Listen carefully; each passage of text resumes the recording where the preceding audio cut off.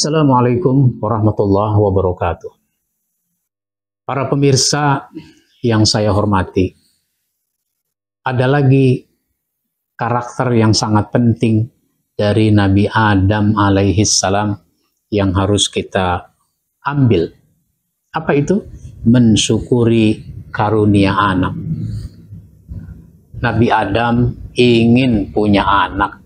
Sebagaimana kita umumnya orang yang sudah berumah tangga ingin punya anak. Yang sudah punya anak ingin punya cucu. Yang sudah punya cucu ingin punya cicit. Dan seterusnya. Anak itu merupakan dambaan. Tetapi satu hal yang harus diingat, anak itu anugerah sekaligus amanah.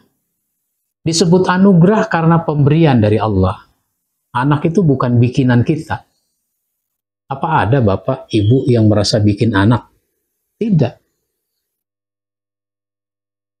Yang kita lakukan apa? Yang kita lakukan cuma hubungan suami istri. Itu juga nggak ada yang tahu. Itu hubungan yang kapan yang jadi anak. Hubungan yang malam apa yang jadi anak. Hubungan yang keberapa yang jadi anak. Nggak ada yang tahu. Tahu-tahu istrinya tidak haid. Ternyata sesudah diperiksa ke dokter, ke bidan, wah ini udah positif hamil. Apa 2 bulan, apa 3 bulan, begitu. Oleh karenanya, kalau kita dikaruniai anak, ini anugerah, karena anugerah itu harus disyukuri. Anugerah harus disyukuri. Maka anak itu kehadirannya harus disyukuri. Orang harus bersyukur punya anak. Apakah itu anak laki, apakah itu anak perempuan, itu syukuri saja. Memang kadang ada orang punya anak pertama maunya laki-laki. Ya boleh, keinginan begitu boleh. Tapi kalau ternyata yang lahir anak perempuan, jangan bilang, ya perempuan. Jangan bilang begitu. Kalau kalimat begitu, nada begitu, itu kesannya dia tidak terima. Dia tidak bersyukur. Ya sudahlah, udah jadi anak, terima juga. Mudah-mudahan nanti anak nomor 2, laki-laki. Istrinya hamil lagi. Lahir, laki, perempuan. Apalagi dia bilang, ya perempuan lagi. Seolah-olah dia tidak terima. Tidak begitu. Anugerah diterima saja. Maka disebutkan di dalam surat Al-A'raf ayat 189. Huwallazi khalaqakum min nafsin wahidah. Wa ja'ala minha zawjaha liyaskuna ilaiha. Falamma taghasyaha hamalat hamlan khafifan famarrat bih. Falamma asqalat da'awallaha rabbahuma la in ataitana saliha lanakunanna minasyakirin. Dialah yang menciptakan kamu dari diri yang satu. Dari diri yang satu, dari Adam dan Hawa. Kemudian daripadanya dia menciptakan istrinya. Ada Adam, ada Hawa. Agar dia merasa senang kepadanya. Jadi sudah menjadi kodrat.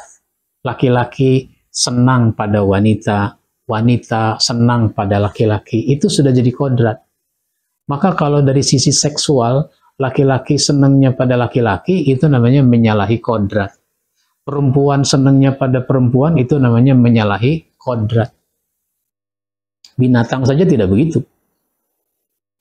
Maka setelah dicampurinya, istrinya itu mengandung kandungan yang ringan.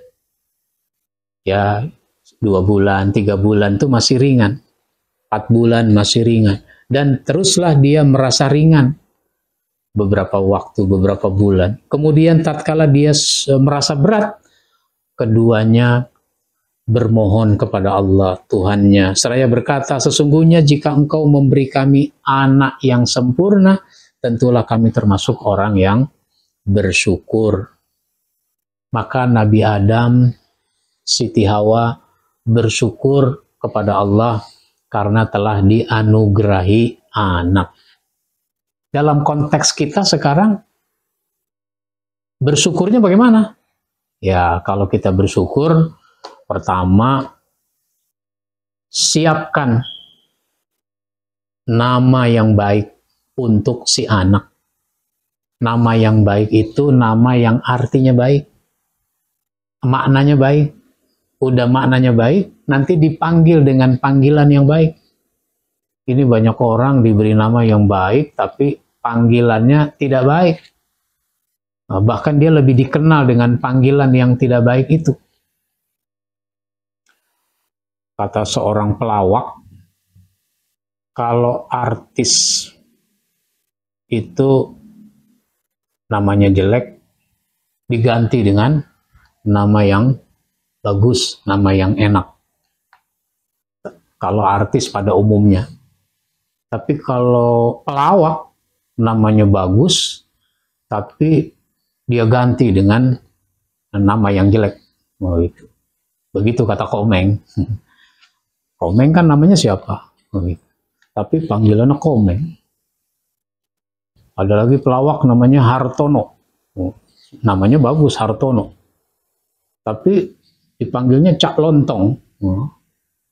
Namanya Cak Lontong. Itu contoh. Jadi nama yang baik dipanggil dengan panggilan yang baik.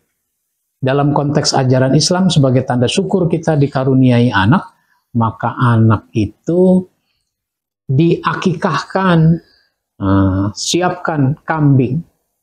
Kalau anaknya laki 2 ekor, kalau anaknya perempuan 1 ekor, sembelih pada hari ke-7, dinikmati bersama. Makan bersama keluarga, bersama tetangga, bersama teman. Itu begitu. Jadi itu tanda syukur namanya. Syukur dikaruniai anak. Tapi anak itu juga amanah. Karena ini anak amanah, maka nanti akan dimintai pertanggungjawaban. Karena harus bertanggung jawab, maka sebagai tanda syukur orang tua punya anak, anak itu harus diberi makanan yang halal dan thayyib. Anak itu harus dididik dengan sebaik-baiknya. Siapa yang mendidik? Orang tua, bapak dan ibu. Bahwa ada ustadz, ada guru, ada kiai, itu sifatnya membantu kita dalam mendidik anak. Bukan diserahkan begitu saja. Lalu dengan menyekolahkan anak ke sekolah yang baik, dia merasa sudah lepas tangan dalam urusan mendidik anak. Tidak. Jadi orang tua tetap harus berperan untuk mendidik anaknya. Kullu mauludin yuladu alal fitrah. Setiap anak dilahirkan dalam keadaan fitrah, dalam keadaan suci bersih, tanpa dosa, dengan nilai dasar tauhid. Fa'abawahu, tanggung jawab kedua orang tuanya, yuhawidanihi au yunassiranihi au yumajjisanihi. Apakah itu anak nanti jadi Yahudi, jadi Nasrani, jadi Majusi, atau tetap dalam keadaan fitrah. Maka kalau kita bersyukur dikaruniai anak, lalu kita mampu mempertanggungjawabkan anak itu di hadapan Allah Subhanahu wa Ta'ala. Inilah pelajaran dari Nabi Adam alaihi salam. Dia bersyukur kepada Allah atas anak yang dianugerahkan kepadanya. Demikian. Wabillahi taufiq wal hidayah. Wassalamualaikum warahmatullahi wabarakatuh.